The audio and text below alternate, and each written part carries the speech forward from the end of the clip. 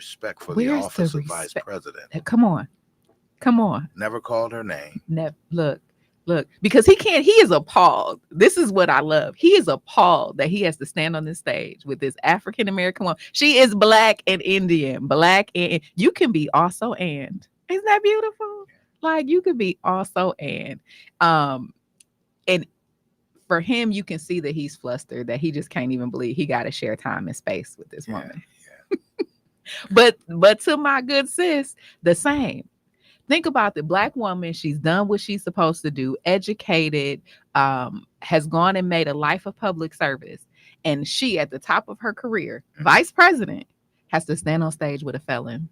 Not only that, a fool. A fool. Because I don't know a if plum you picked fool up is on my it. is my grandma. He said, I know she did this, and I heard she put out too. Crazy. I mean, that is like we are here. High school. Maybe not even high school.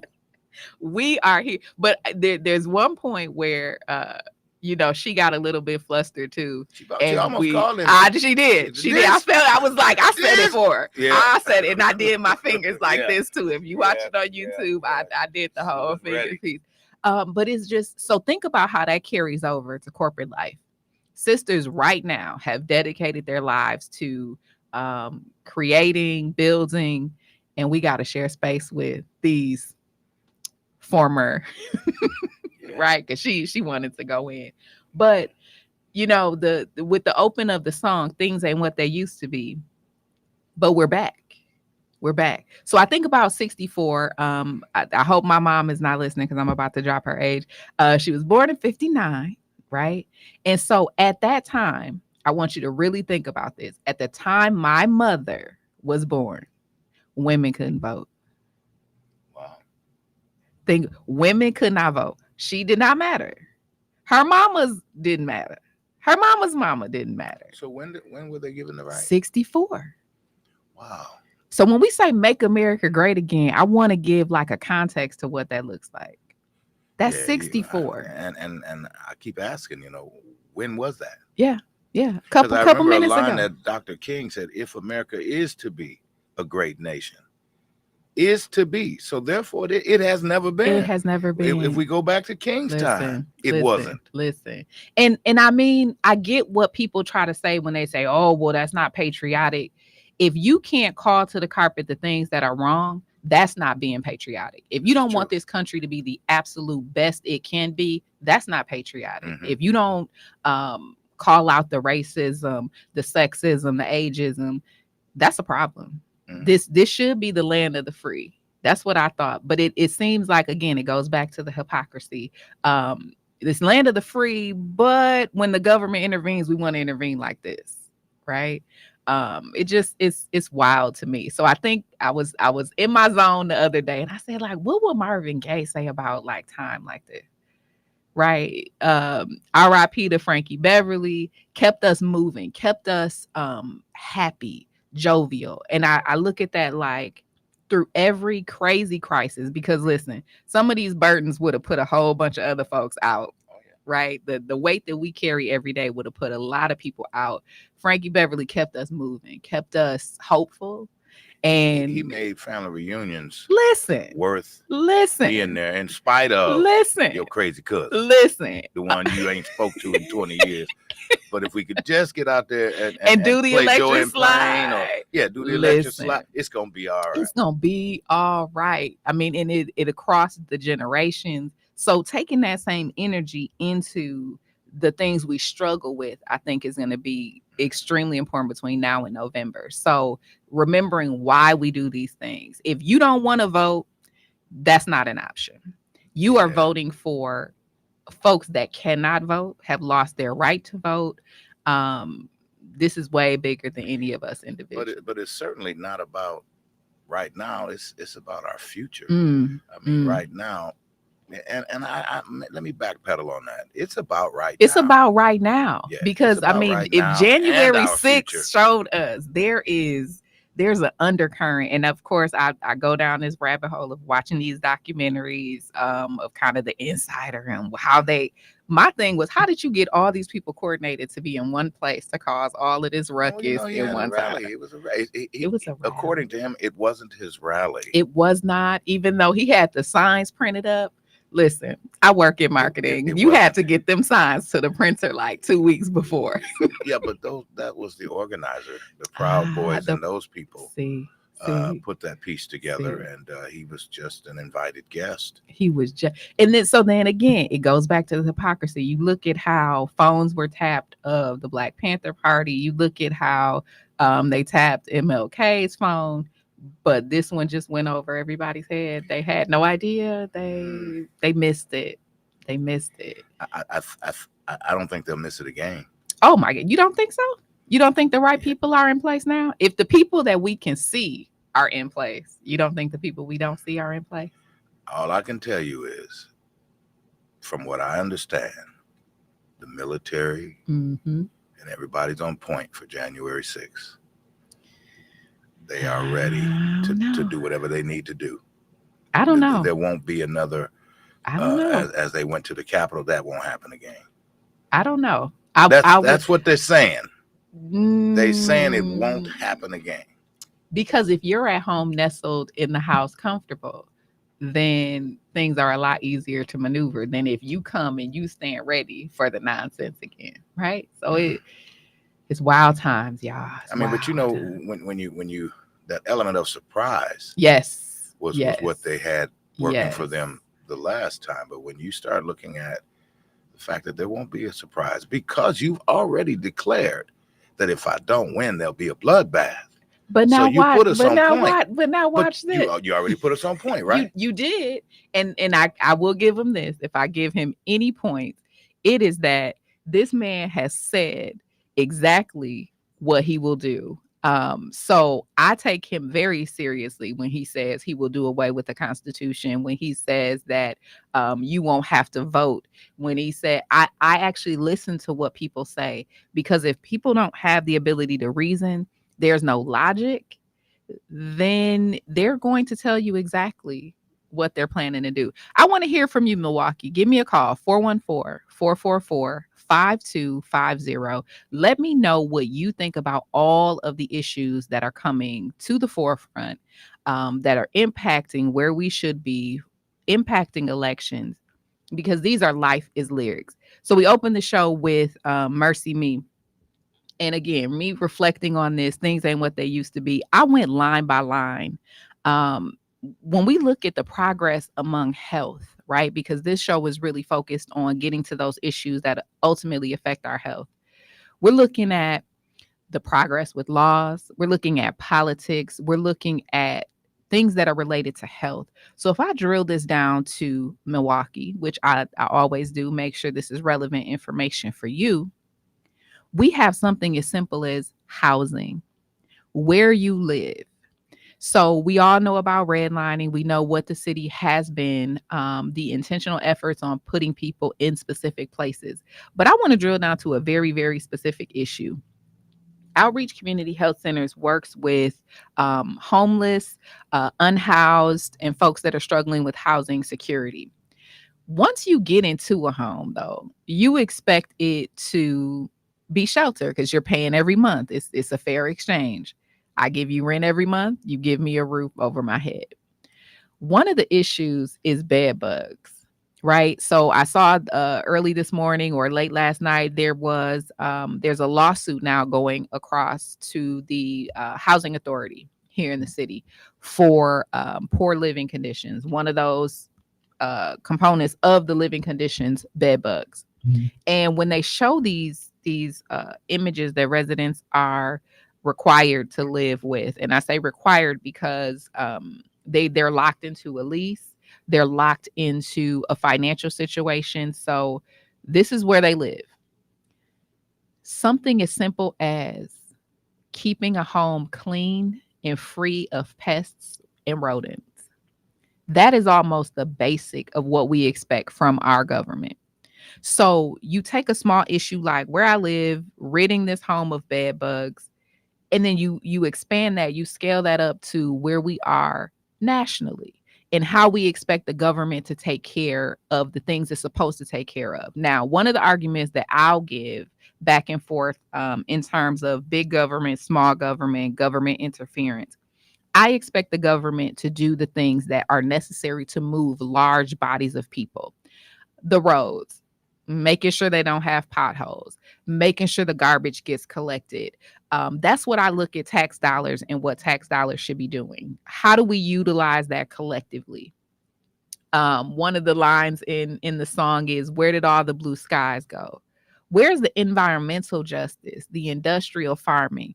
We look back a couple years to some of the quote unquote job creation opportunities where they wanted to put plants, meat processing into our community. The information is documented on how this affects the air quality of us, how it affects the water quality of us. And so basically, here's the question I came up with at the end of all this sitting, ruminating, reflecting. What are we willing to give up to get what it is that we need and we want? So if we look at the housing situation with the bed bugs and some of these slumlords in the city, for a low rent, are we willing to give up the peace of a good night's sleep? Because I don't know about y'all, but creepy crawlies, I simply can't even get comfortable. I think I saw a bug 3 years ago, and it still freaks me out a little bit. What are we willing to give up to have a stable job? Are we willing to give up the opportunity to live without cancers? I had this debate with a good friend of mine this week about fracking, because of course we watched the debate. We got into the fracking conversation. So fracking basically puts chemicals and detergents down into the ground and pushes up material that we can use for natural gas. So by putting the detergents into the ground and pushing up the petroleum that we can use, we're also pushing down cancer into the water that's being ingested in those areas. So what are we willing to give up? Where did all the blue skies go? Where is the environmental justice? Are we willing to give up getting cancer so that we can have a stable job? Is that a good trade-off? Are we willing to live with racists so that we can say we have a little bit better economy? What are we willing to give up? And I think as we go into this election, that's the question each of us has to ask of ourselves. What are we willing to trade? The future for a couple dollars? I think no matter where you grew up and how you grew up, there's some rules, some regulations that have to be at play, and there's certain things that you just shouldn't do to win. So that's what we'll get into today. Life is Lyrics, Marvin Gaye, What's Going On, Mercy Me, what is at the heart of the community. You're listening to Community Heartbeat. I'm Ebony Solly. We'll be right back.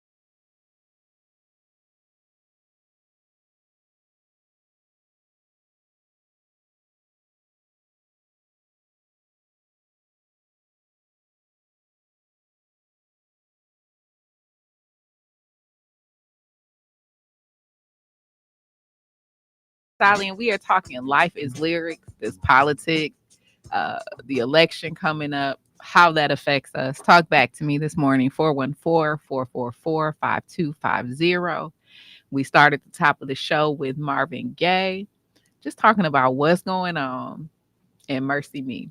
So we chatted a bit about environmental justice and how that affects our folks. Bed bugs here in the city. You got lawsuits going against the housing authority, the people who are in place to make sure that housing is safe, clean, and does what it needs to do for the people. Next part of the song talks about poison in the wind.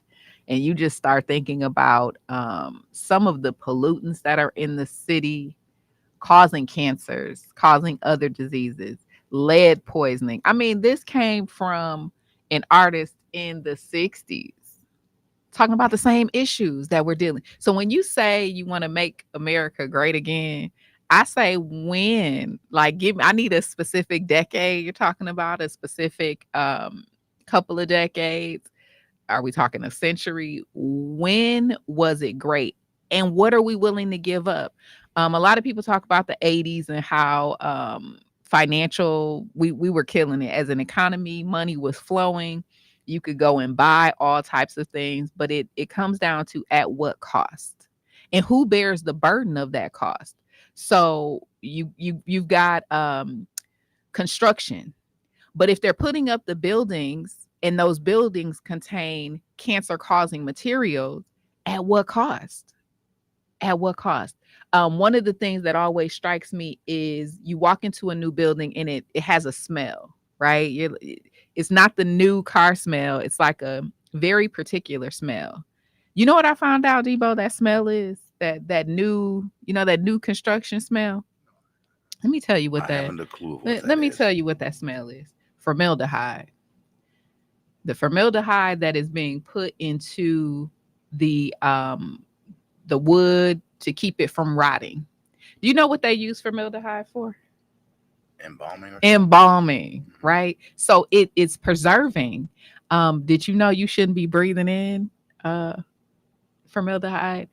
So if we rewind real quick, you remember Hurricane Katrina, how devastating that was for the community in New Orleans. You remember the trailers that they brought in? The trailers were like dripping in formaldehyde.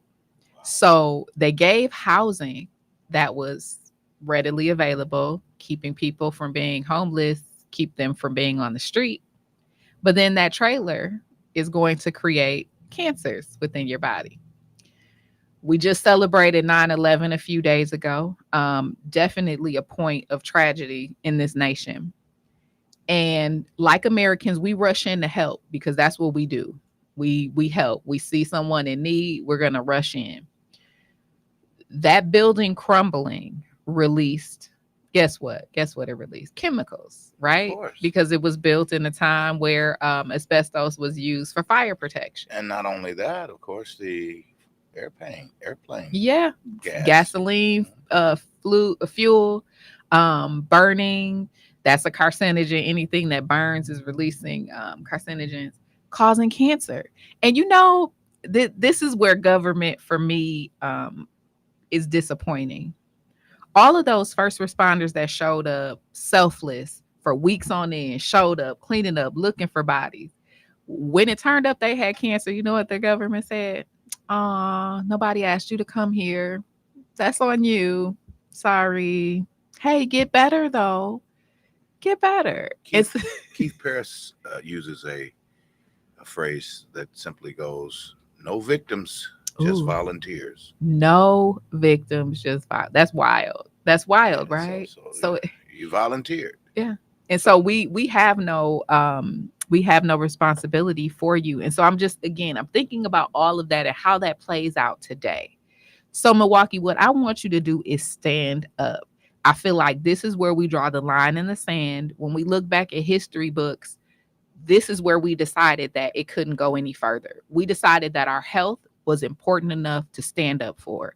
If we're going to rally and march for anything, let it be our health and well-being in the city. If we're going to advocate for anything, Let it be for our health and wellness in the city. And these at this point are demands. These aren't requests. These aren't, oh, it'd be really great if we had quality food in our neighborhoods. No, if you're going to build anything within this vicinity, you are going to also add a rider inside of that legislation that requires these things for us, or you simply can't build here. Things like the lead poisoning. I feel like we're seeing these effects in real time. Did you see the school fight that they put on the news? First and National? No, this was Green Tree. This was Oh, I Green missed Tree that one. Elementary. So if you know, it's all over YouTube. So bad that the school secretary just walked out. She was like, "We're done here. This Wow. is," and we're talking middle school. So a lot of these conditions, these health disparities are real life played out. It is documented. Lead poisoning causes irritability as you grow up. Back in my day, it was Bebe's kids and the crack epidemic, right? Is Bebe kids too far back? Is that too far of a throwback? Nah. I did. I mentioned that to a friend. He was like, "Who? Bebe's kid? Who? Stop. So you have the kids who are being rambunctious in class. You have kids that are just being over the top, fighting, irritable, short tempered. Those are known causes for things like lead poisoning. So it's almost like you're punishing people for a situation that you could have helped mitigate way back in the day. So I just can't understand it. At the same time, again, it's time for Milwaukee to stand up, draw a line in the sand. It's up to us to start raising these babies. Let's just call it what it is. These community kids are ours, and we will live or die by how we treat them and help them get to the next phase of life. So I'm interested to know what you think, Milwaukee. Talk back to me. 414-444-5250. Marvin Gaye talked about the fish full of mercury. We got food insecurity. So if the housing doesn't get you, if the environmental justice doesn't get you, the food that we're ingesting, they're just allowing anything. You look at like the E. coli. You remember cryptosporidium? Oh, of course. Cryptosporidium. Of course. All these things. Like we need some guardians at the gate. We need, and so the longer I live, you know, grandparents say, just keep living. Just keep living. You will see a lot more things. I always say, keep waking up and having birthdays. Yeah. But you're going to see some things. Oh, yeah. You're going to see some things. So I'm looking at like, you know, the food, the poisoning of the food. That's government too. So I talked about some of the things I expect the government to do. I expect the government to pay attention to the food that we're eating. I don't want listeria on my salad. I don't want E. coli in my food. I don't want salmonella. I don't want cryptosporidium in my water. I want to make sure that healthy foods and vegetables are available. So I just want to shout out a couple places that I think are doing the work here in the city. We just exhibited at the Summerfest Health and Wellness event this weekend. So shout out to Summerfest and Milwaukee World Festival for being dedicated to health and wellness in the city. But like 100 Acre Farms is looking to put greenery into our communities. Hunger Task Force was one of the Mandy Award winners a couple weeks back, putting healthy food in our communities.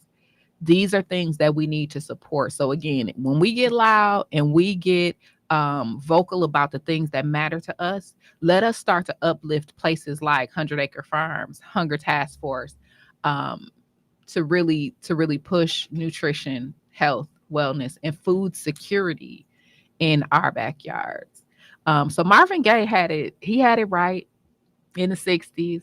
We back in the 2000s when by now we should have been on space cars. Okay. I had high hopes for where we would be right now. I thought I would be like the Jetsons. Okay.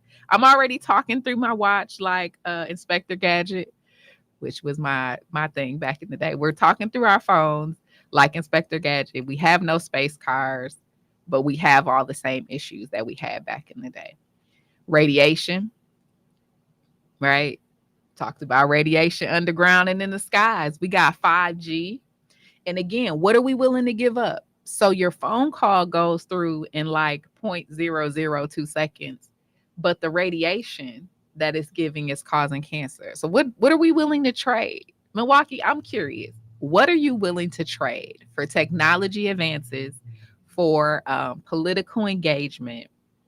What's your poker chip? What are you willing to give up? 414-444-5250 is the number. Finally, Marvin Gaye talks about the animals and the birds dying. If there's anything that I would connect in terms of like connecting the dots, it would be watching how the environment plays a role. What's living and what's dying. So I know my conservative friends that are listening are rolling their eyes because, oh, she's going to start hugging the trees. She's going to start, right? But there is a problem when fish in the ocean are simply dying and rising up to the surface. Like, do we care? Do we care about why that might be? Like, if we just are walking and there's just dead fish walking up, do we care, right? Why should we care? That water filters through to our kitchens and then we drink it. So I'm just guessing, right? Let me just put two and two together. This is your nerd homegirl from biology who's going to help you study during the test. If it's killing the fish, the food chain says we eat the fish, we may die from what killed the fish, right? The things that the fish are drinking, we also are drinking, and we may experience issues with that too, right? So it's this circle of life that we should care. I'm not saying you have to go out and hug a tree. I'm saying stay woke, pay attention. Health is on the ballot. Education is on the ballot. Your future is on the ballot. Your present is on the ballot. How people show up right now is on the ballot. Before we go to the next break, I just want to share one episode that I saw that kind of brought this all full circle for me. So I was out and about a couple weeks ago and saw an individual who was having should I call it a health crisis, or should I say it was a drug experience, a drug-induced experience? And for me, that piece right yeah, that was drug-induced experience. Drug-induced experience. And did not want it to end. So there was an experience, I don't even know, an episode. Let's call it an episode. Yeah. A young woman who clearly had ingested a stimulant drug of some sort and was going through the phases of being intoxicated by that drug. The police were called, medical arrived. This person, she went from 0 to 100. I'm fine. Don't worry about it. It's all good. And so I thought about like the utilization of drugs, right? Okay, so put it at the very, very basic level. No matter what you're doing, you're drinking, you're using any kind of drug, is to remove the pain of now. To put it real bluntly, you're removing the pain of now. Talk back to me, Milwaukee. 414-444-5250. You're looking to remove the pain. The pain of right now is heavy. It's just like 64. It's all of those things I mentioned: the environmental, the financial, the food that we're eating, the food they're giving to us, the racism, the sexism. It's a lot. I can understand drug use.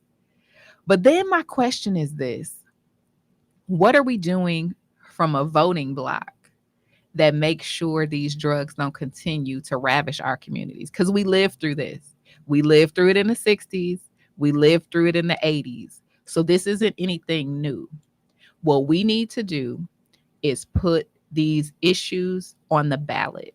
We need folks in power who will increase our socioeconomic status, give us some cash, give us more money, give us more opportunity, make trade deals that increase the revenue in our communities.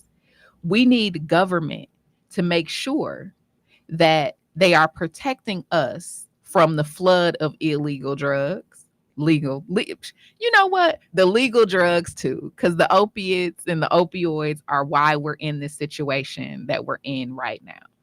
We need people that care. So, November, all of this is on the ballot. If you're tired of the trash in your neighborhood, if you're tired of the drug use that's blatant out in your community, that's on the ballot. If you're tired of the racism,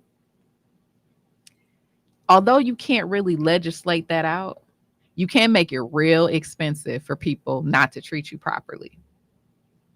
All of this is on the ballot. So healthcare, the physical environment is all on the ballot. So tell me again, Milwaukee, why you don't think you may need to vote in November, why your vote doesn't count, why it won't matter anyway. I want to hear some of the excuses that you might give for not getting up. 414-444-5250. It's all on the ballot, micro level in Milwaukee. So a couple things I want you to think about as you are planning to vote: healthcare access, drug prices, prescription drug prices, reproductive rights, migrant health, gun violence, and pandemic preparedness. So we're going to get into that in the next segment, some of those issues and how they play a role in what we're doing today. In our second hour, we have our chief medical officer that will be joining us today. So I'm very excited about that. On the level of Milwaukee, looking at what we're doing for public health, looking at what we can do from a public health legislation standpoint. We're coming up on flu season. So what vaccinations look like. I know that became a political couple years back when we went through COVID. How do vaccinations become political? That's one thing I don't understand. We're trying to keep everybody healthy. Why is that a political bargaining chip? So we'll talk a little bit about that. And then, of course, we always bring it home and make it relevant for you. We will talk about some of the issues that our outreach community health center specifically is tackling, and what we're hoping that the community will do in the next election. So again, I want to hear back from you. What are the concerns as you're sitting, as they say, the ubiquitous kitchen table? What are some of the issues that are you're concerned about and you're thinking about? Talk back to me. Let me know what you think. I want to hear from you. 414-444-5250. You are listening to Community Heartbeat, presented by Outreach Community Health Centers. This is not just a show. So we're not just here every couple weeks. This is a movement dedicated to bringing our community together through wellness, keeping your heart pumping with positivity. So every month that we are on this station, we are looking to connect about health and wellness programming. We're here to share about the upcoming events. We're here to talk about the featured health screenings that are going on at Outreach. We've got health practitioners, health experts. We want you to be as healthy as you can be with or without insurance. So the ability to pay is not an issue. One thing we like to kind of rally around is we have health care with heart. So as we keep talking about these issues, we keep delving into it. I'm excited for our next hour and sharing that with our chief medical officer. But again, you're listening to Outreach Community Health Centers presentation of Community Heartbeat. I'm Ebony Sally. We will be right back.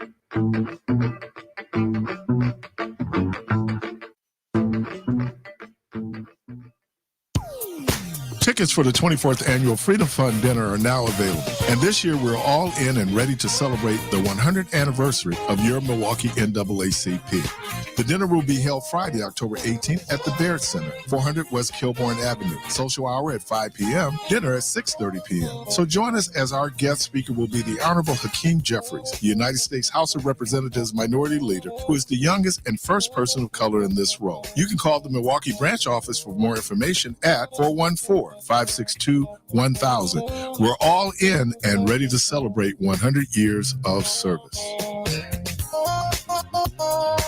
Are you looking for a new place to go? Something grown and sexy where bosses mingle to promote their business, feel supported, and meet new people? Then you want to go to the First Friday Business Mixer to engage, elevate, and expand. The National Executives Network with the Wisconsin Black Chamber invites you to the monthly First Friday After Work Party. If you have a business to promote or an idea to launch, come on out to RAIN this first Friday, September 6th, 5:30 to 8:30 p.m. Located at 231 East Buffalo Street. That's RAIN Event Venue. September 6th, the First Friday After Work Party is at RAIN, and it's free. Yep, see you there. Join us for an inspiring afternoon at the 5th Annual Community Art Show, presented by Greenwood Park Gallery and Framing in collaboration with the Greater Milwaukee Urban League Guild. Celebrate local talent and support our community. It's all happening on Sunday, September 15th from 2 to 6 p.m. at Greenwood Park Gallery and Framing, located at 4233 West Fond du Lac Avenue. Also, bring along school supplies to donate and make a difference in the lives of students. For more information, please call 414-444-5166. See you there.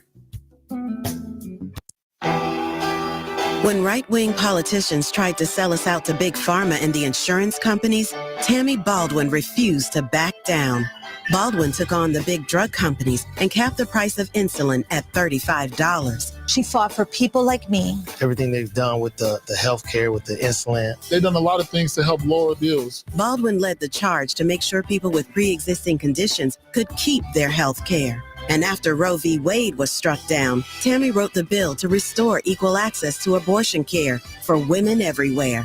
She wants to make sure that all of us keep our benefits. She wants to make sure that we have the right to choose. There's too much at stake here. We have to get out and vote. I'm going to vote for Tammy Baldwin. I'm proud to be voting for Tammy Baldwin. Paid for by Power to the Polls Federal Fund, powertothepollsfund.com, which is responsible for the content of this ad. Not authorized by any candidate or candidates committee.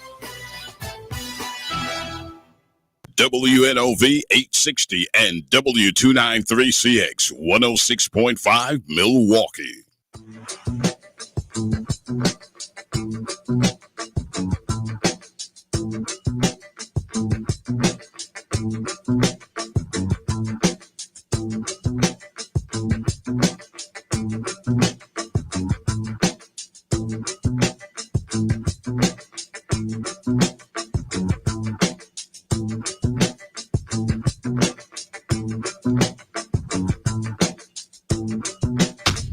Real-time information on things you need to know. WNOV, The Voice, 860 AM, 106.5 FM. Greetings and good morning. Welcome back to Community Heartbeat, presented by Outreach Community Health Centers. I am Ebony Solly, and it looks like we have a caller. Good morning and welcome to Community Heartbeat. Good morning, and thank you for taking my call. And thank you for what you're doing for our community. I'm going to vote for the candidate that represents my values and is going to help as many of my people and others get what they need, insurance. And you know something that I want to bring up as far as our young people. We need to do something to teach them how to resolve issues. Yesterday, what happened was a beating of these elderly people. Yeah. We don't know what started the fight, and I hope we get those facts too. Teach them not to explode, but to take pictures of what you dislike so that you can solve that problem the next day and not ruin your life for the rest of your life. All of the things that you mentioned are something that we cannot sit on the sideline and hope that somebody else will vote and we get what we need. Some of the things like cleaning up our neighborhood, some of those things we can do. And the things, they could be selling drugs on each one of these corners. But what we need to be teaching our children is they're not selling that to help you become a better person. They're destroying your life. So you have to make choices. And we need to put that and impress that upon our children. And once again, thank you for what you're doing. It is so important to our community. Absolutely. And thank you for listening. I mean, it takes all of us. It definitely takes all of us. And I appreciate the support listening in. Let me ask a question, though, before you go. What are your thoughts around as much progress as we have made since, and I'll use 64 as kind of the basis. This is 2024. What are your thoughts just about the amazing progress with technology, with, you know, we're in all these cities. We've got folks going to space every other week, but socially we're in the same place we were in the 60s. And that's what's amazing to me. We have intelligent people, but yet we have people that have low self-esteem. Why is it so important that you have to feel you're better than another race, or you have to be above someone? Because when you're confident in yourself, you can bring other people along. That's it. Because I'm a believer in this. I know what God's got for me. Nobody can take it. And I know as long as I'm here, I'm going to be fighting for my principles and what I believe, and I truly trust and believe in the Lord. So it's a win-win. If I leave here, I'm going to be with him. As long as I'm here, I'm going to be working for him and looking out for my brothers and sisters that don't think it's important to look out for themselves. I love that. I appreciate that. And like I said, keep listening, keep calling in, keep supporting. And I think together this is our official line in the sand. We're going to make it. This is our line in the sand. We're not going back. Not. All right. Now, bye-bye. Thank you so much. You too, and a great weekend. You know, we always find a way.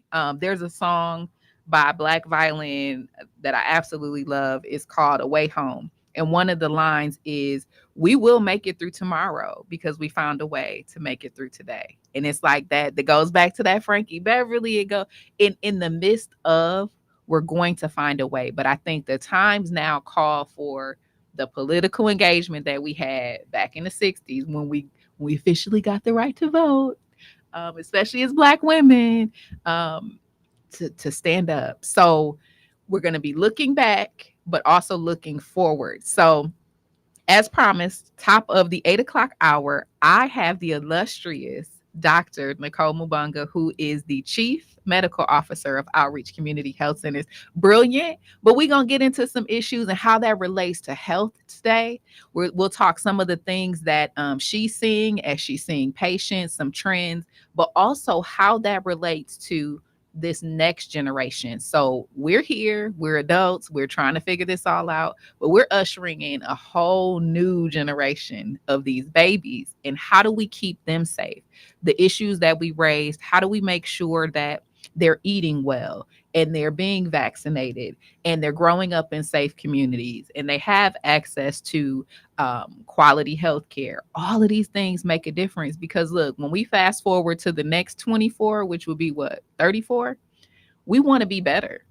That's the goal, right? Is not to go back. So when we say not to go back, the things that have happened already happened. We learned, we moved on, and we got better. So in the next few minutes, we'll chat with Dr. Mubanga. Talk back to us, Milwaukee, 414-444-5250. So when we think about outreach, let me just kind of re-engage what we do. We operate as a health center here in the city. If you've driven by 2nd and Capitol, you've seen the big, beautiful building, 58,000 square feet of new space. We are doing the things. We do primary care. We do healthcare. We do pharmacy, behavioral health.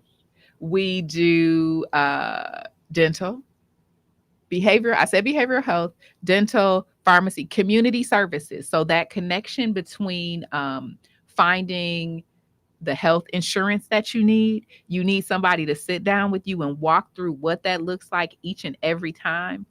That is, I almost said community heartbeat. That is Outreach Community Health Centers. Let me stop multitasking.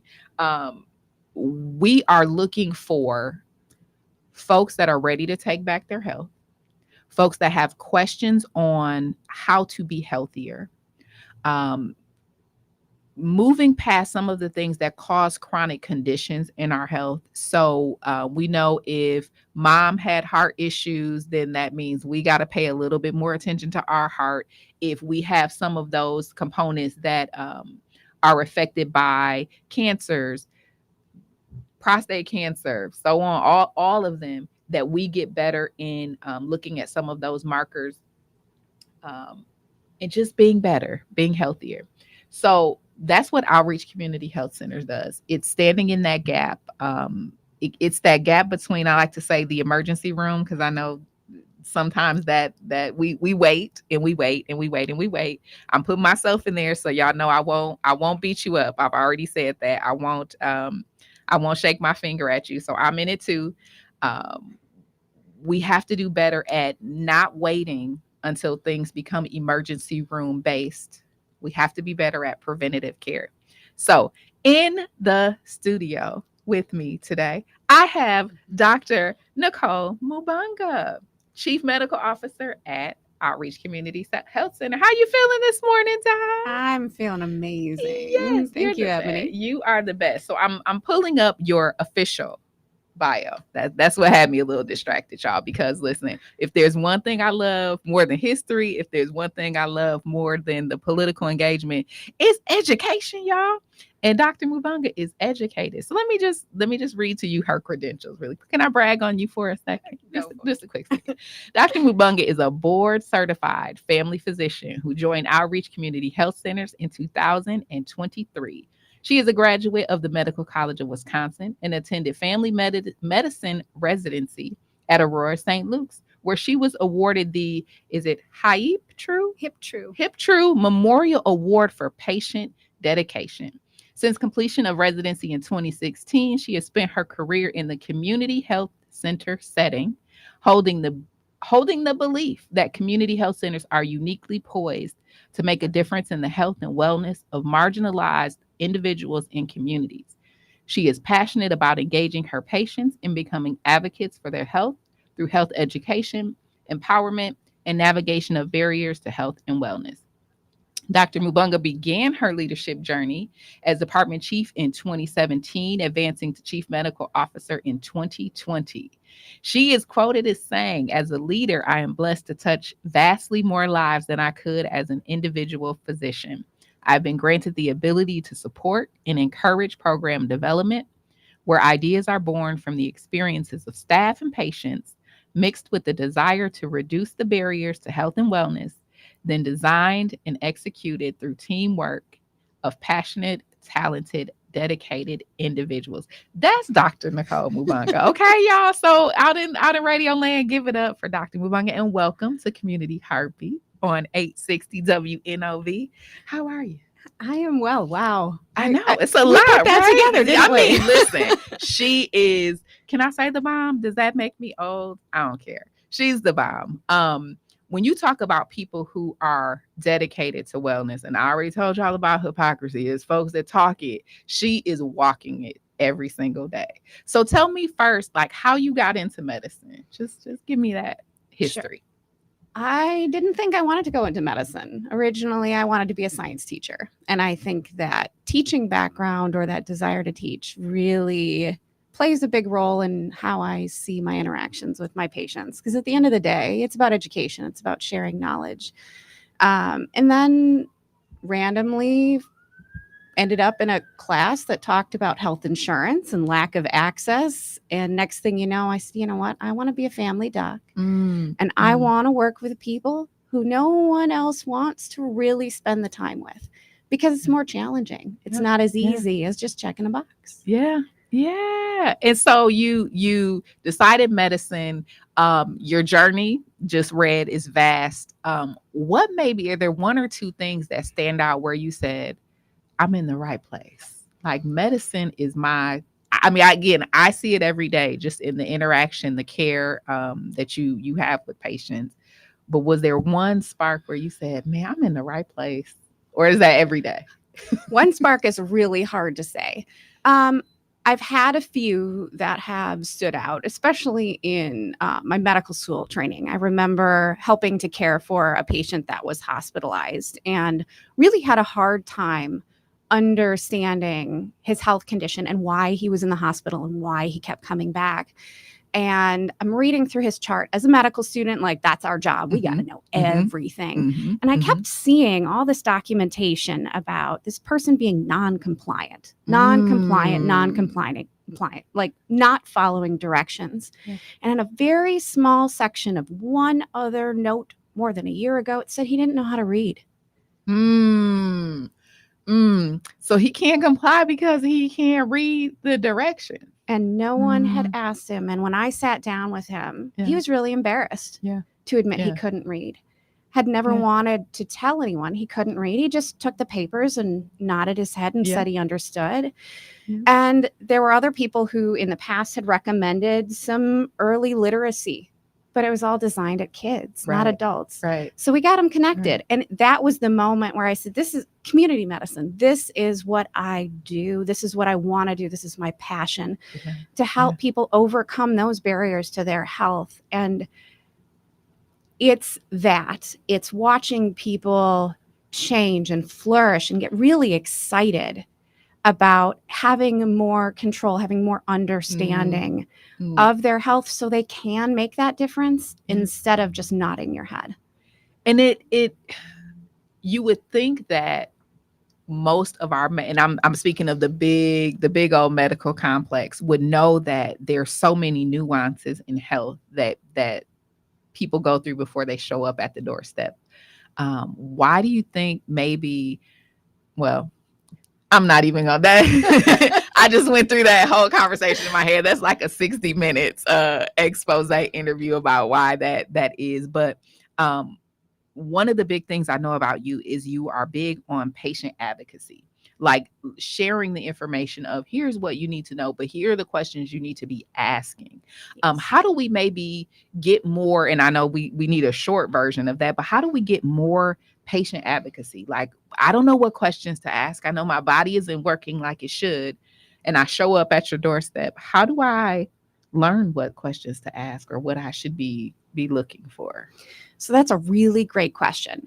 This is where I love primary care providers because we do a lot of walking through. I sit down with a lot of my patients who say, well, you know what? I don't really understand what the specialist said. And we create some questions together just based off of what they're asking me. And we help formulate that. But, as much as I hate Google and the risk of the searching, there really are, if you go and you search, what are good questions to ask before I have surgery? They can give some great suggestions for you that maybe you didn't even think about. If your doctor doesn't have enough time or their nurse doesn't have enough time. At the end of the day, when you're going to see either your primary care provider or your specialist, before you agree to any kind of treatment or no treatment at all, you need to know what is best for you. And you can't do that if you don't have the information you need. Makes total sense. So it's taking that second beat of, first of all, not being afraid to ask. Like sometimes the body does things that we don't even know. And I think that creates a great segue into one of the things I always share on this particular program is the need for the preventative care and those regular appointments so that you're not relying heavily on emergency room. And I know our listeners, we get busy. We got to work and then we leave this job. We might go to another job and then we got basketball practice with the kids or football. And then we're running off to this. So we put our health on the back burner until we do show up at the emergency room. But give us maybe just a brief idea of why it's important to establish that primary care. So the saying is an ounce of prevention is worth a pound of treatment. And I firmly believe in that. Now, you just gave a great example of somebody who's running around. They've got so many things to do, right? As a mom of 3, right? Working full time, I completely understand. It's really hard to keep up that pace if you can't keep up your health. Oh, that's the truth. It's much easier to actually keep up with that pace and still feel healthy when you put yourself first. It's hard because you can't feel wellness the way you can feel your hip when it hurts, right? Or that cold when it hits for the 6th time in 2 months. Lord, right? It's like you reading my little journal. It's like you reading my journal.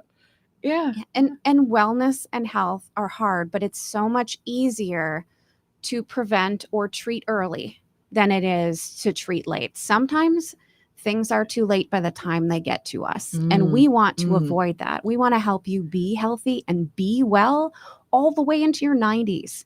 Can't do that if you don't take care of it. I always compare it to a car. And any of my patients, if they're listening, they're going to nod their head and laugh, right? I always say, okay, come on in for your physical because we need to change your oil and rotate your tires. You do the same thing for your car. You got to do it for yourself too, so you can keep running strong. You got to do it. So some of those things that we should be looking for, I know we're coming up on flu season. We're coming up on, cold season. The babies are back to school. So we know they're touching everything. They're bringing it all back to the house. Talk to me about the flu shot. I will, full transparency, y'all.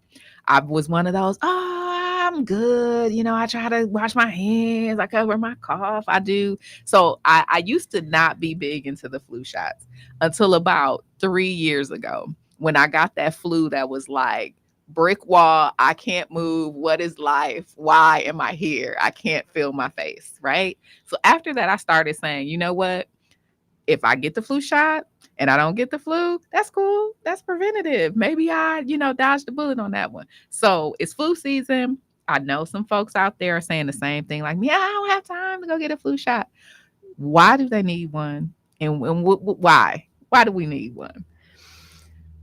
So the flu is no fun, as you just described, right? On average, anyone that gets the flu during flu season misses 3 to 5 days of work. Work or dollars, right? Ching. And that's not just missing work. That's feeling run down. So you can't take care of all those people you've been running around trying to take care of. It comes around every year, right? So we know it's going to be here.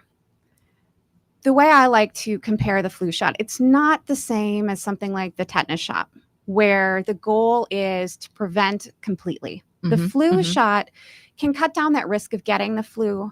But really, the biggest thing that I emphasize is that it lowers the amount of symptoms you feel. So if you do get the flu, it feels more like a cold. This is how I compare it, right? Okay. You're driving your car and you put your seatbelt on, right? You don't do that because you think you're going to be in a car accident. And you don't necessarily get the flu shot because you think for sure you're going to get the flu. But if you don't put your seatbelt on and you do get in a car accident, you feel awful. Yeah. If you do have your seatbelt out and you go ahead and you get in a car accident, you can still feel achy, but you know what? You walked away. You're going back to work the next day. Yeah. You are still in the vehicle. You're not ejected from the vehicle. Exactly. So you're not in the hospital. You're not staying overnight. Right. Makes a huge difference. So get your flu shot. I mean, again, it takes a little bit. I think I'm scheduled in the next couple of weeks to go get one. You get a little pain. You get a free nap. That's the way I look at it. Listen, I run just like all of you, and the afternoon I can come home and say, you know what, I had a flu shot. I'm gonna go ahead and take a nap. Is a beautiful thing. So we know as parents, are there some things that our kids should be getting? Should they be getting vaccinated? I know we just did a well child event last Saturday where we were encouraging people to get their shots, get the babies checked up before they went back to school, so that, again, we know schools are breeding grounds for everything. I would tell my daughter, go to school, don't touch anything. Don't touch anybody. Don't let them sneeze on you. Don't let them sneeze on you. But are there any preparations that our school-age kids can be taking in the next few weeks to kind of bring that down? Well, flu shot is for everybody, 6 months and older. Okay. Kids that have conditions, especially like asthma, that's the one that we see the most in younger kids, definitely need to get their flu shot because their lungs are just that much more sensitive. And then kiddos under the age of 2 are more likely to die or get very sick from the flu. We get them hospitalized at Children's Hospital every year. So if we know that we can prevent that hospital stay, that's the best. Now, anyone that's going into school, going into 5K, they need to get their Everything. 5-year-old booster. I know it's all the fun ones. This is the one parents look forward to, right? But Milwaukee has a really, really low rate of vaccination before entry into kindergarten. We're less than 80%. That 80% mark is the one that we are really, really pushing. Okay. Because when you're below 80%, if we had somebody who shows up with measles or mumps, they're going to get it. It's going to spread. And measles is back. It's all bad. It never went away completely. And now that there's less and less people who are protected through vaccination, it's much easier to spread. And I always remind parents, so if you choose not to get your child vaccinated, realize that if Milwaukee has an outbreak, just like we had with COVID, just like you experienced with all that homeschooling, same thing's going to happen with your baby, because they're not going to want them in school if there's that risk. So you could be talking, just like we experienced with COVID, months to a year of having to homeschool again, except the only difference is there's only a few of you in that boat. It's not everybody. So those kiddos are going to be missing out on all that time with their friends, and you may be missing out on work. So it's really tough to have to go through that. Yeah. I will say, and just my daughter did not do well during the pandemic. I call her, she's an introvert, right? But she likes being around people. So she won't, I got a big mouth, y'all. I know y'all couldn't tell. I'm a social butterfly, but, I love people. But for me, the pandemic was like quiet time. But my child did not do well. Like, she needed the regimen of getting up, going to school. So she would like lay in bed and be under the covers on her Zoom class. We don't want to go back to that. So something as simple as making the appointment.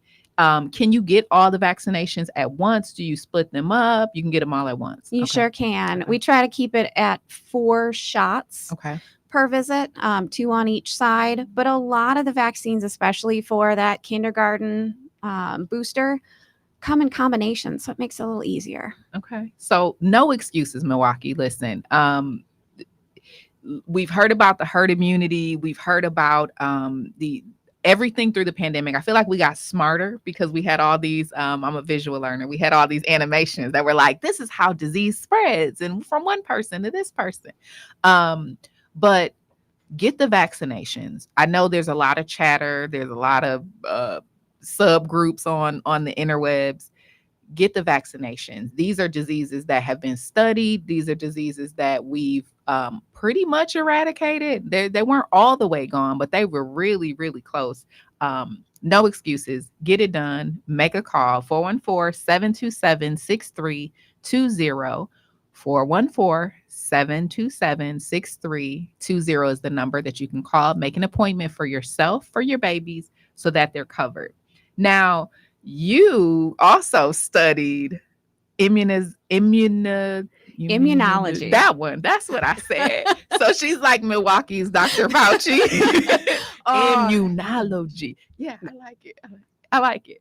What does that even mean, Doc? What does that mean? So the study of immunology is really the study of the immune system. Okay. And the immune system's response to particularly infections. So the ones that we tend to see here more in the US, those are your bacteria and your viruses. And this is what we do when we vaccinate, is we boost that immune system so that we have defenses against that illness when we see it. So this is not like, again, when you studied it and then you hear like some of the comments, is what I'll call them. I'll be respectful because my mama raised me right. You hear some of the comments about, oh, well, it's not studied, it's not tested. Please dispel this myth. You can't just make up a vaccine, put it in your purse, and then give it to the people, right? Like that doesn't happen. That does not happen. It takes a lot of research for safety, particularly. There are always studies that start out typically from the animal studies, and then they go into a phase 3 trial, which typically involves humans. Sometimes a phase 2 does as well. Then it's studied beyond that, and then it's offered. But you have to go through all of the FDA evaluations and approval before it can even hit the market. And even after that, anytime anyone has a reaction to a vaccine, that's automatically reported. Okay. There's something called the VAERS, and parents are given the information at every well child check too, so that they know if their child has experienced anything, they can go ahead and call that number, because we track this to make sure that everything stays safe. Just like any medication that hits the market, sometimes 20 years down the road, we start to see a pattern and go, oh, well, certain people maybe should be watched more closely. It's that reporting that helps us understand, but these are safe. Yeah. These vaccinations are safe, and they're safer than getting the illness. Safer than getting the illness. That really is what it comes down to. So you have time before this flu season kicks into gear and is at the top of everybody's list. Call, get vaccinated, get those babies squared away for school. If you're one of the parents that, said, I'm going to just get them back in school. I got to, get them the clothes, get them the supplies, get them back in school, and then I'll tackle it. I'm talking to you this morning to say, make those calls and get in to get those vaccinations. So that makes a perfect segue into this next generation. So the fact that we have kids going back to school, we have moms that are giving birth. That's what I kind of take a look at. Before we get to that, it looks like we have a caller. Greetings and good morning. Welcome to Community Heartbeat. Good morning.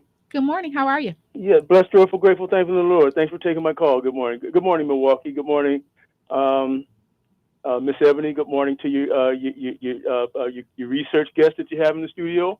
And again, good morning, Milwaukee. Tyrone W. speaking. My question is,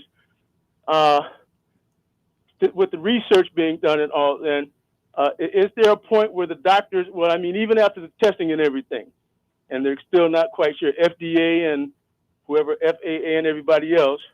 Not the FAA. Oh, well, all the I got you. FDA, USDA. Go throw the EPA in there too.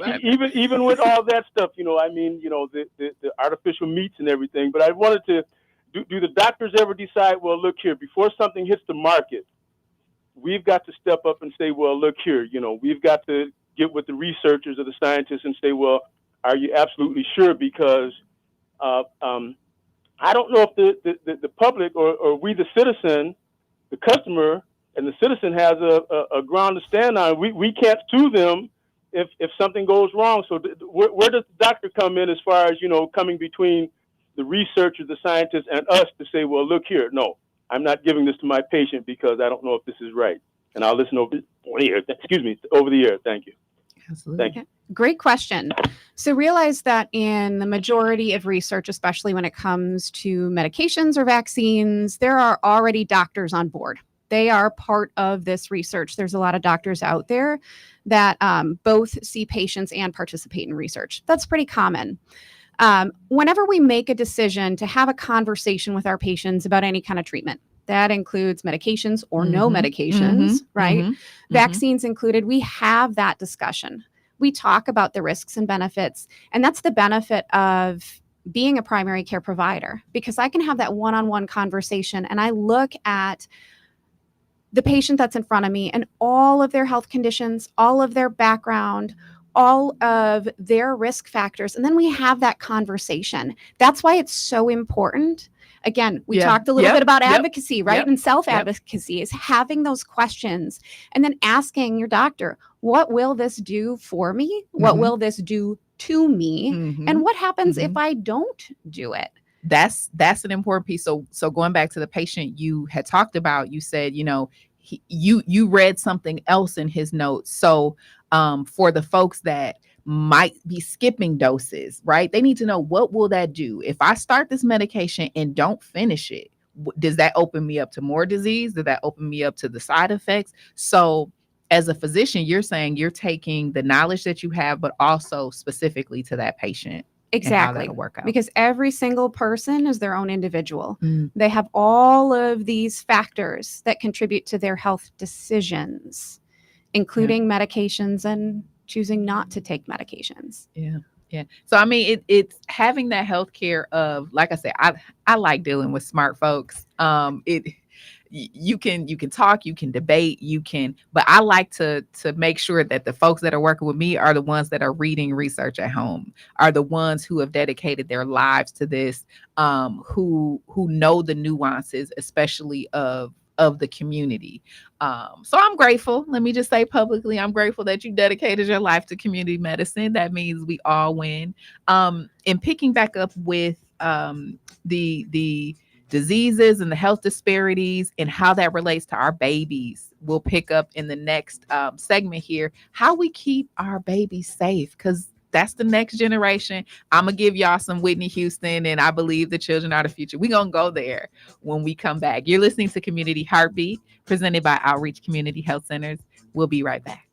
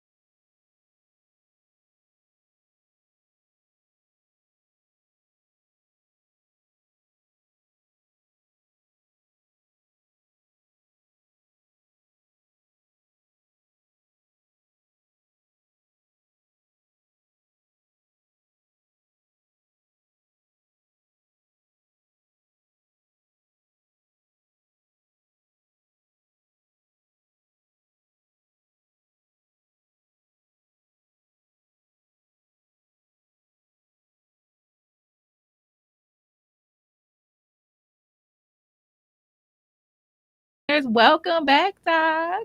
Thank you. Just a phenomenal resource to have at Outreach. Dedicated her life to community medicine.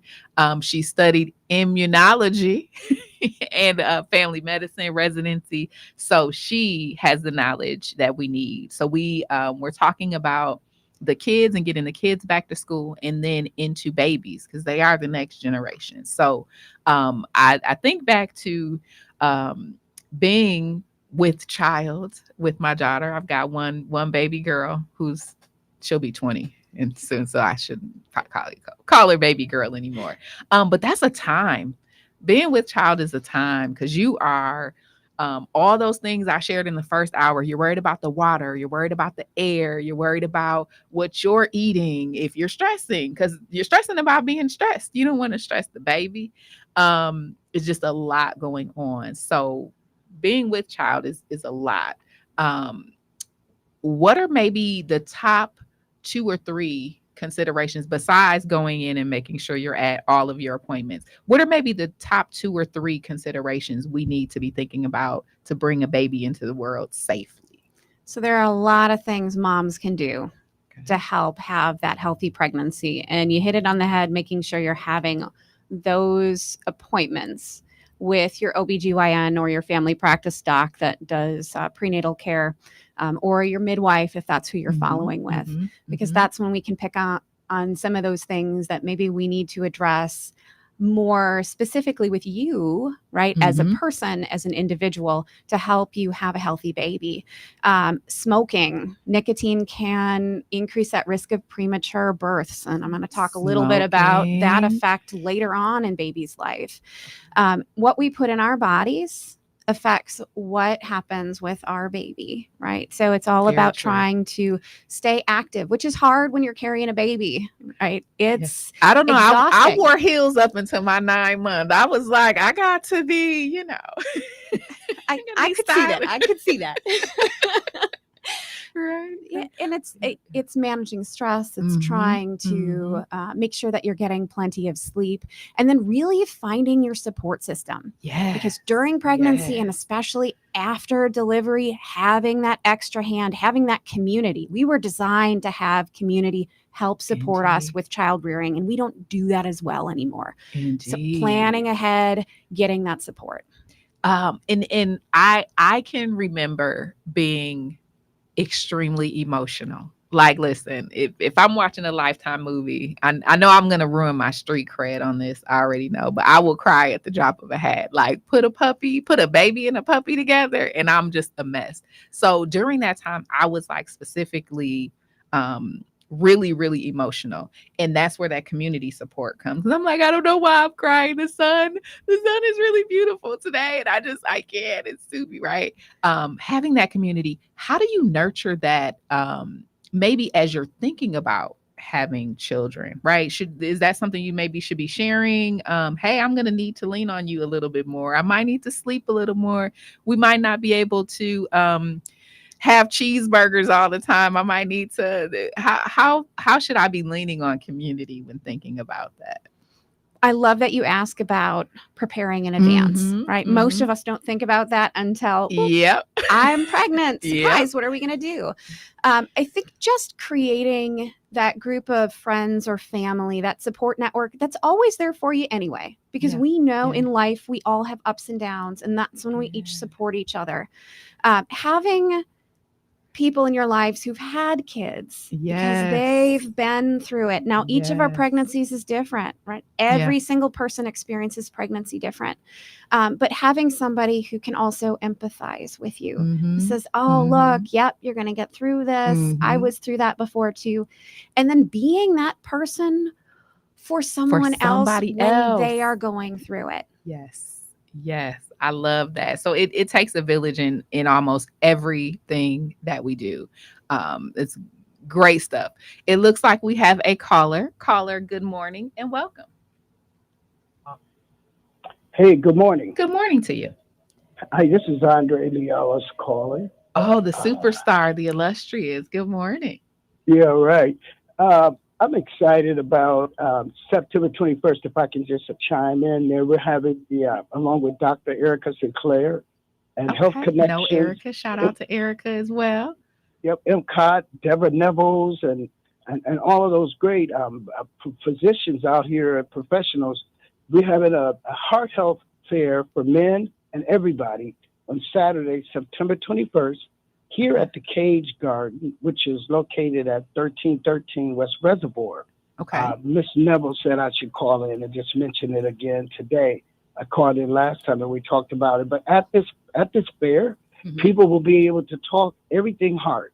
Okay. Everything numbers. It's about knowing your numbers. And it's about, I'm glad to hear you all talking to parents about sending children to school, because I'm not sure how many parents concentrate on that, but we need to push that children go, that parents take their children in for their vaccination shots and things like that. But especially we want to speak to men and Black men, especially when you talk about the cancers, the various illnesses that attack us, that if we can catch it early, it can happen. So you come to a fair like this to get the information, the resources, to find out where the doctors, the clinics, and things are. It's from 8 a.m.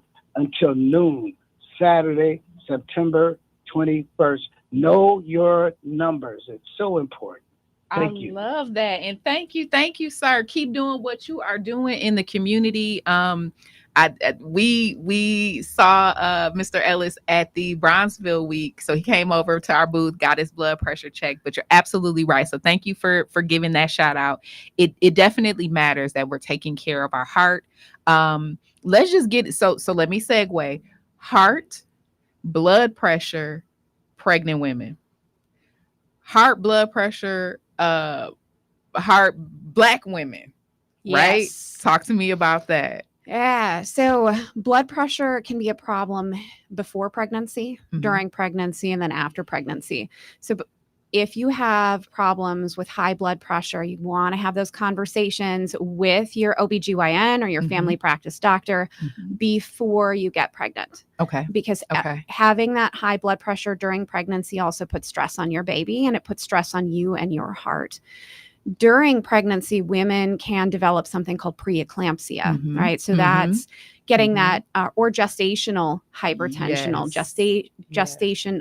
gestational hypertension.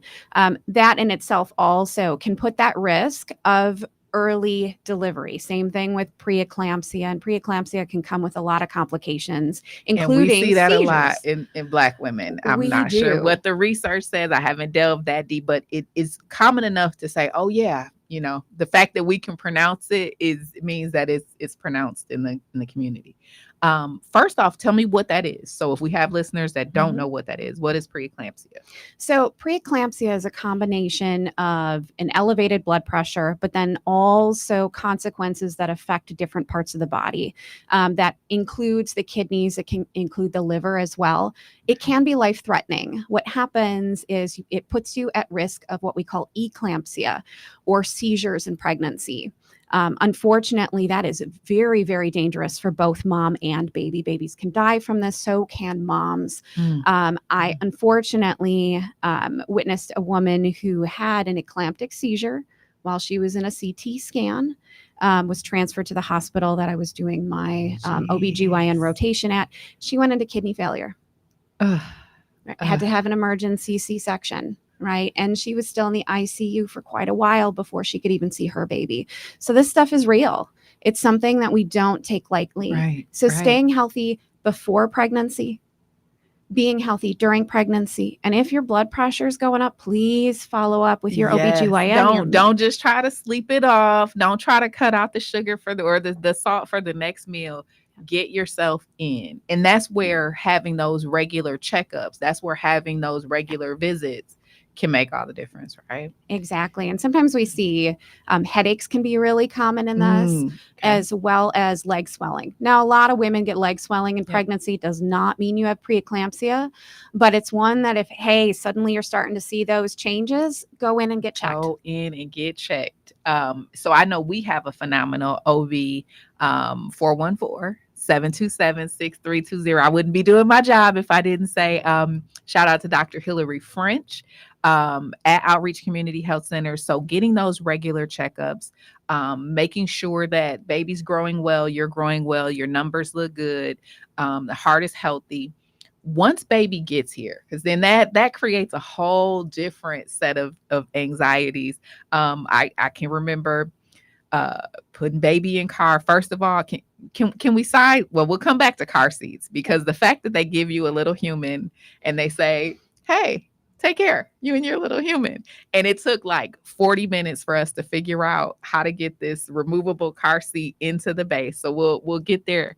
But bringing baby home for the first time, I don't even think we had our crib set up. So my baby was 2 weeks early. So we had the little pack and play, and we were like trying to get the crib up that night that we brought her home. Safe sleep.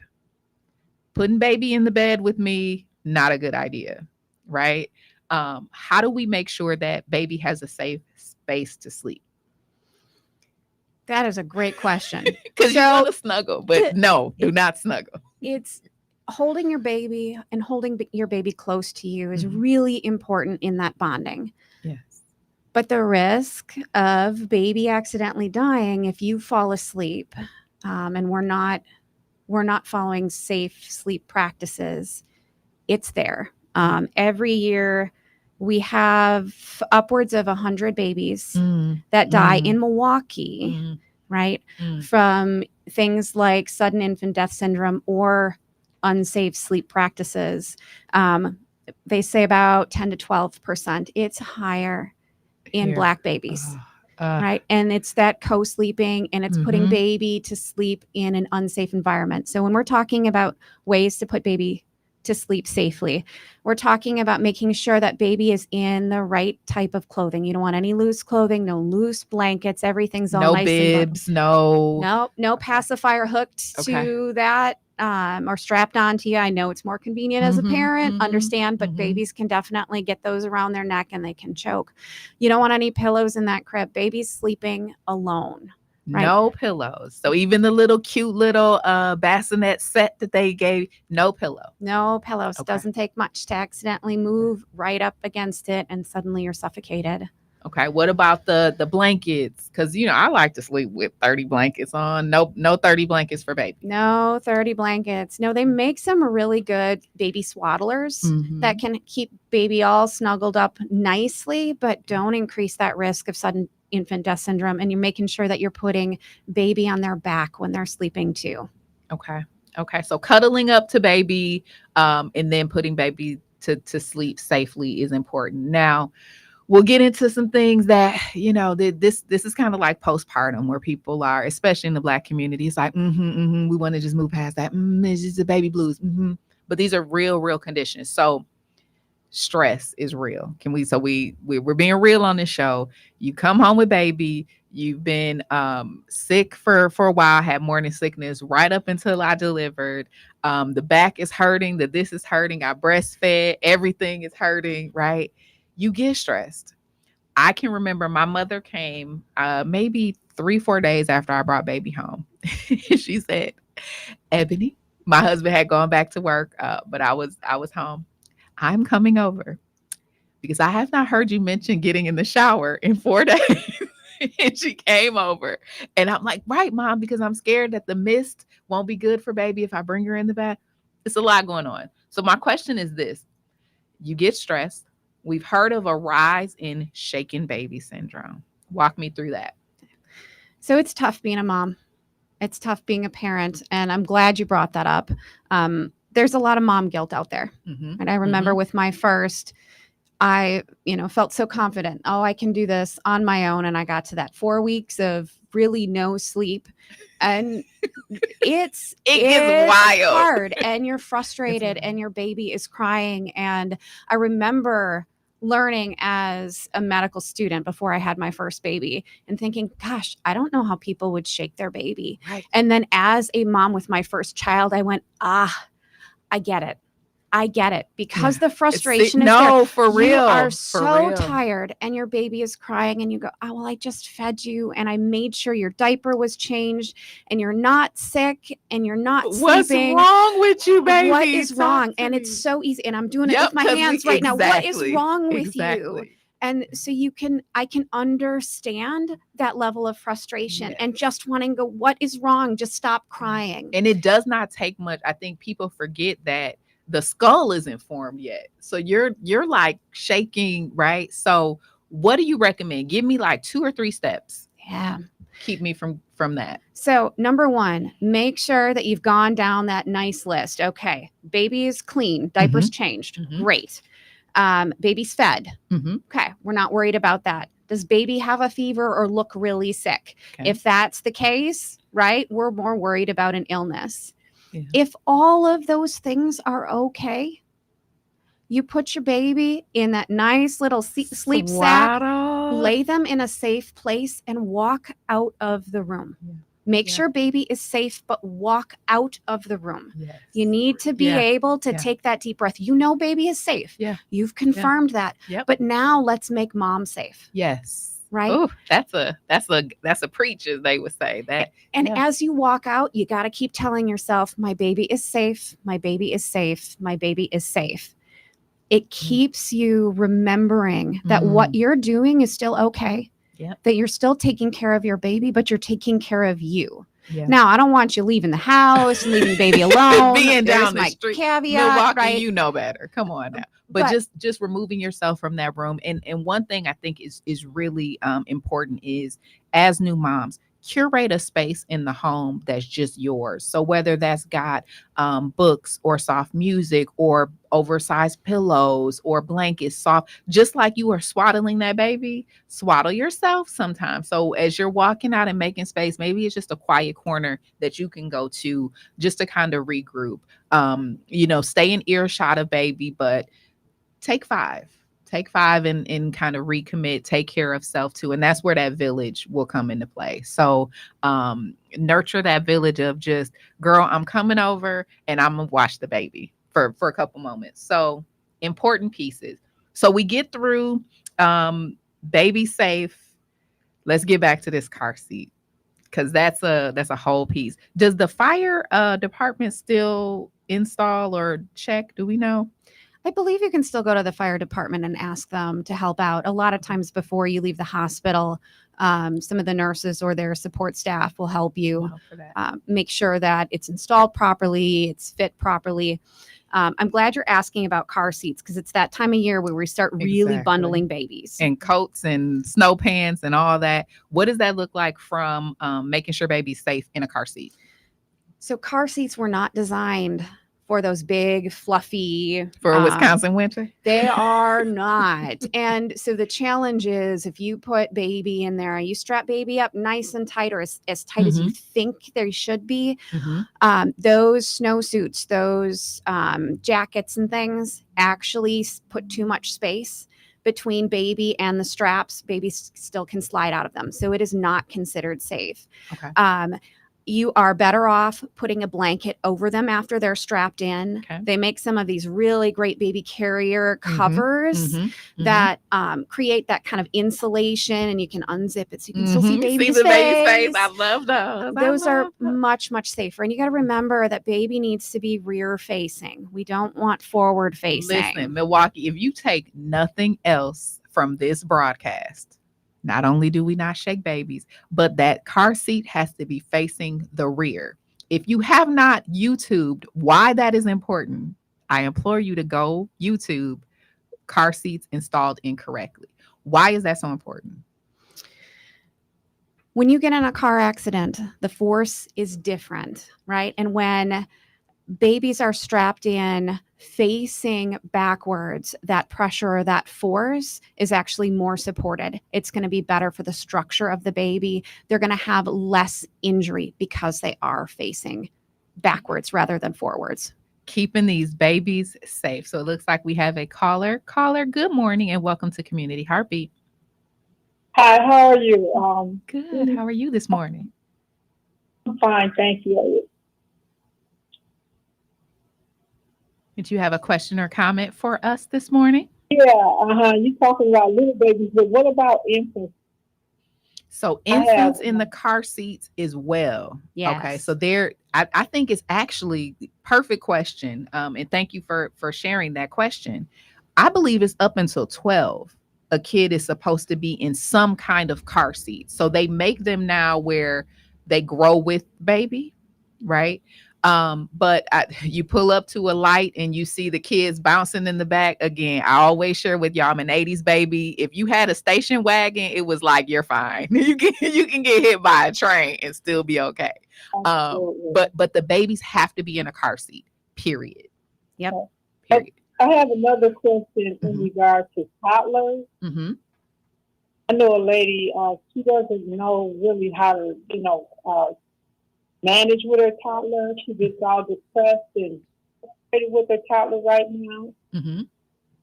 And just says, outlandish things. And I try to direct her that, she doesn't want her, child growing up, with a, like attitude, and, just disorderly. And, I was wondering what about those type of stages when parents are going through with toddlers, because the baby just turned 2 years old a few weeks ago, and she just can't really manage with this child. Mm-hmm. I think it's that support, but I think we also, as a community, I like to say we need to make therapy cool again. So we need to, if we see parents that are struggling, recommending professionals, right? So I love my sister girls, I love my hairdressers, I love those little pockets of village, but sometimes you need a professional. So recommending therapy for new moms, that's something that shouldn't be taboo. You are ushering in a life. So I would say we have behavioral health services, 414-727-6320, for all of those life changes. Ushering and raising children is difficult. Anybody that tells you different is wild, because it is. It's unexpected. There's always changes. You're anxious. I would say since the day my daughter was born, I've had this underlying, is everything okay?